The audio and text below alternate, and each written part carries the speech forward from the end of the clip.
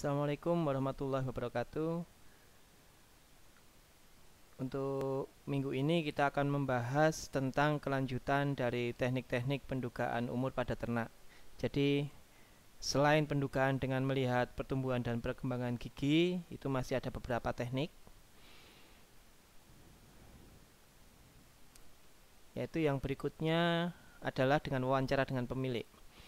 Jadi wawancara ini terkadang memang kita membutuhkan suatu kejujuran dari peternak, dan ini yang mungkin agak sulit karena peternakan kita adalah kebanyakan peternakan tradisional dan terkadang tidak tercatat, sehingga untuk akurasi ketika kita menanyakan tentang tanggal lahir atau yang lainnya yang berkaitan dengan ternak, itu peternak seringkali lupa.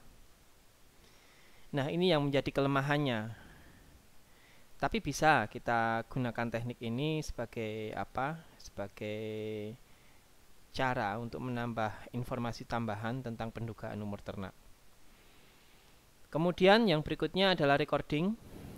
Nah, ini biasanya pada ternak-ternak yang sudah dipelihara secara komersil, tujuan komersil, itu recording sudah tercatat dengan baik.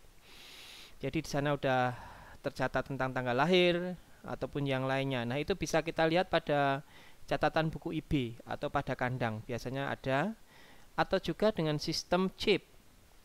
Nah, kalau yang sering pada peternakan besar itu setiap sapi, identitas sapi itu ada chip di sana, yang itu datanya nanti isinya bermacam-macam, bisa tentang tanggal lahir, kemudian tentang inseminasi buatan. Jadi hampir mirip dengan yang manual buku IB, tapi ini dia melalui suatu chip sehingga datanya sudah computerized. Nah, untuk yang recording ini tingkat akurasinya ini yang paling baik karena semuanya tercatat dan jelas. Kemudian teknik yang lainnya adalah mengamati saat jatuhnya tali pusat. Tali pusat itu tali pusar. Jadi di sini tali pusat itu, ini sebagai catatan, ini hanya bisa kita lakukan pada saat sapi itu dia berumur muda. Jadi tali pusat ini dia akan mengering kalau pada sapi itu antara 4 sampai 5 hari. Kemudian pada umur 143 hari tali pusat ini dia sudah benar-benar kering, benar-benar dia sudah sudah tertutup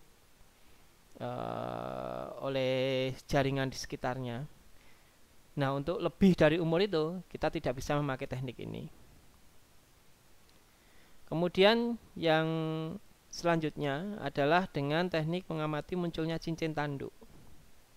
Ini kalau Puspo tahun 86 itu dia memakai rumus untuk umur sapi yang cincin ini adalah Y sama dengan X plus 2. Y ini adalah umur sapi yang akan kita duga atau hasil pendugaan. X ini jumlah cincin tanduk. Kemudian 2 ini adalah angka koefisien dari rata-rata sapi bunting, yaitu umur 2 tahun. Jadi kalau misalnya dia terdapat pada tanduk itu ada 1 cincin, terlihat 1 cincin tanduk, berarti nanti 1 ditambah 2, berarti perkiraan umurnya adalah 3 tahun. Namun ini pun kadang kita ada kelemahannya, misalnya pada kasus-kasus malnutrisi segala macam ataupun yang lainnya, itu nanti akan tersamarkan dengan cincin tanduk, apakah itu karena proses kelahiran, proses laktasi, atau karena memang manajemen pemeliharaan yang buruk. Nah, kenapa cincin tanduk ini terbentuk? Jadi kalau ketika kita bicara masalah ternak betina, sapi betina, ketika dia pada masa kebuntingan, itu dia membutuhkan unsur-unsur kalsium untuk membentuk fetus, kemudian juga pas periode laktasi juga membutuhkan kalsium untuk produksi air susu, sehingga kalsium itu sebagian dari tulang tubuh induk itu termasuk pada tanduk itu dia akan diambil untuk mensuplai kebutuhan pembentukan fetus ataupun nanti untuk air susu, sehingga ada semacam pengurangan kalsium yang nanti akan membentuk seperti cincin pada tanduk. Jadi seperti itu.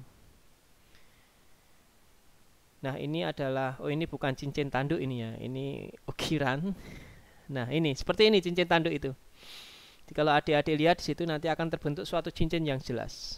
Jadi seperti sekat pada tanduk melingkar. Itu yang kita sebut sebagai cincin tanduk. Dan ini kita gunakan untuk sapi betina ya, untuk sapi betina. Kemudian bisa juga itu dengan pertumbuhan bulu dan tingkah laku atau habit.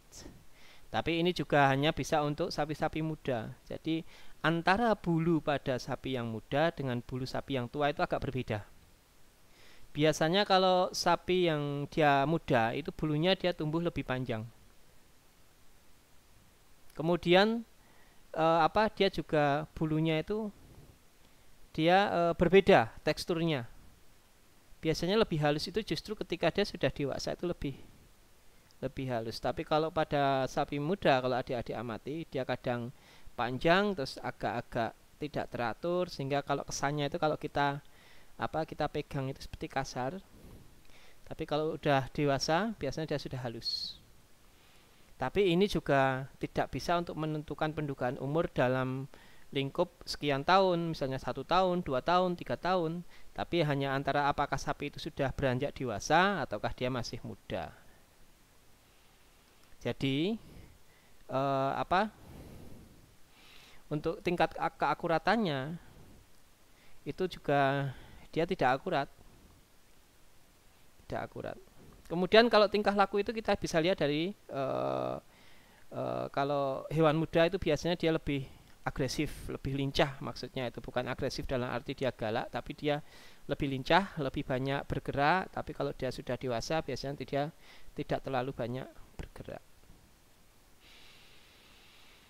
Oke, jadi teknik pendugaan umur itu ada beberapa, ada 6 yang sudah kita sampaikan. Dan teknik yang paling akuratnya tinggi atau sisi akurasinya tinggi adalah dengan recording. Namun jika recording itu tidak memungkinkan, kita bisa menggunakan teknik dengan melihat pertumbuhan dan perkembangan gigi. Untuk teknik-teknik yang lain itu tingkat akuratnya tidak tinggi, sehingga bisa kita lakukan tapi hanya sebagai pendukung. Demikian saya sampaikan, terima kasih. Semoga bermanfaat untuk teman-teman mahasiswa dan tetap menjaga kesehatan. Assalamualaikum warahmatullahi wabarakatuh.